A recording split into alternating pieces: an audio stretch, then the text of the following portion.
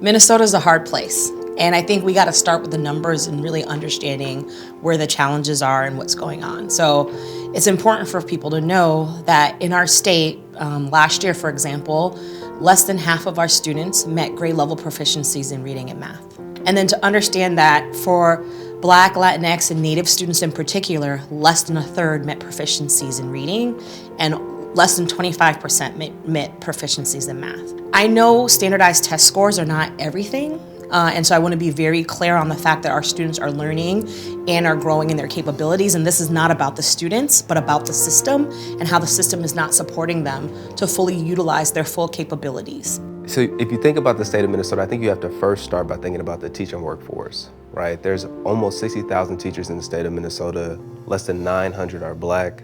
So we're talking about really about 1.5% or less of the teachers in the state of Minnesota are Black. And so I'm a numbers person, data is my thing. And there's no policy, program, or intervention that's more efficient or effective at improving the academic outcomes of Black children than having a Black teacher. Right now, by and large, you don't see that, right? There's about one Black teacher for every 150 Black students. So the opportunity to see yourself is not there for many Black children at all, but when it is there, you see tremendous benefits. I asked community, I said, do you ever think in your wildest dreams we would be able to create an education system that serves all kids well? And only 39% of Minnesotans said yes. In my wildest dreams, we can create a system that serves all kids well. 39%. We can't become a just system if we don't believe we can become a just system.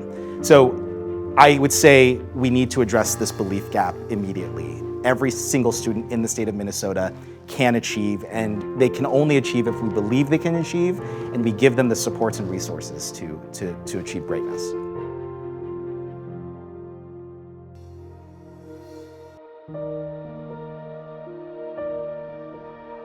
It's very easy to see racism in other spaces, like in government policies, like in education.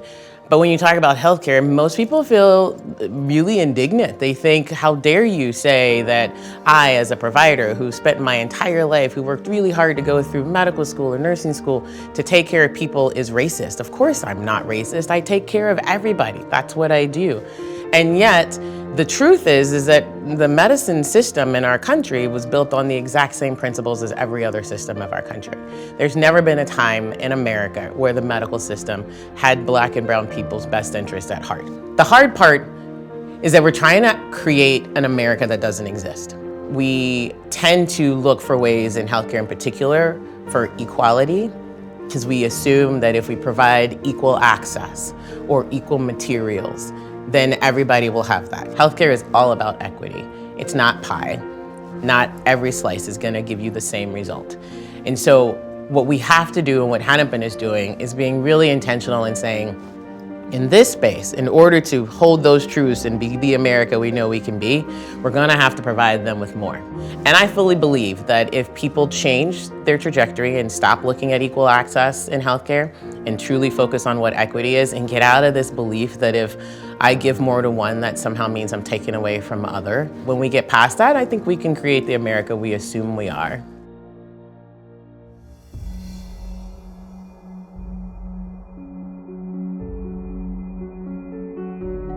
The state of Minnesota, specifically as it relates to criminal justice, I think is a state of both profound beauty and profound and compounded pain. You know, on the sense of the profound beauty, I do think that there have been some pivotal and lasting and historic changes that have taken place, specifically in the last 3 years. And then on the compounded pain, beyond just, I think, the trauma and the pain of what our city and our people have held, I think that, you know, specifically again to not just criminal justice, but the nonprofit sector, we experienced this amazing, powerful insurgence of support and energy, both philanthropic support and also, I think, corporate, private sector support. And I think we're starting to see that shift and change and see a little bit of an exodus. And I think that that has caused an acute amount of pain and honestly infighting that I think has just further compounded what already existed. I definitely think that we're doing better than some other places. I don't know that we're like the best when it comes to environmental justice, but we definitely do a pretty okay job. Do you think you'd agree?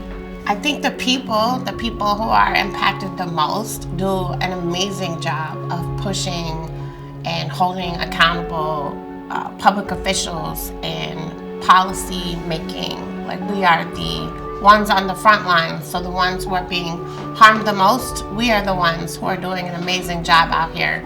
You have to really be angry about the current situation. You have to really be uncomfortable with the way that things are, because if you're too comfortable, you won't do anything. Or if you're sad, you won't do anything. And the systems that we have in place are designed to be able to continue with the way that things are now, which is not great. The people who are running those systems don't really want it to change because this is how they're making the most money, and this is how they're benefiting from it greatly. And trying to convince somebody to not do something that's benefiting them greatly is a really difficult thing to do.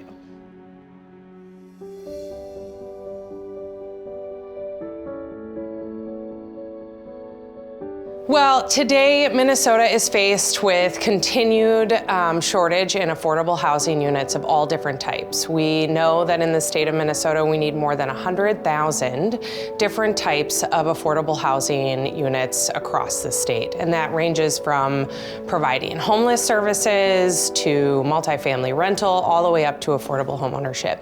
Additionally, Minnesota is home to some of our nation's largest gaps between white households who own and black households who own. Actually, our state's disparities are widening between all communities of color and white households. And so what that means is we have just more work to do. We have to advance affordable homeownership and close that gap. For other people who are interested in understanding how they can move into action, what we would say is get involved.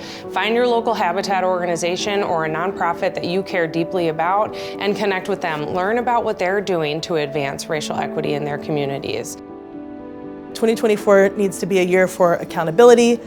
We need more organizations to reflect inward and think about the commitments that you made. You know, unfortunately, in 2020, after George Floyd was murdered, I mean, every company in town stepped up to say, hey, you know, this was wrong and we're going to commit to changing outcomes, focusing on DEI, being more equitable. And, you know, a lot of those promises are beginning to dial back a bit, especially with the changes related to affirmative action. You know, we need companies and leaders in this community to be brave.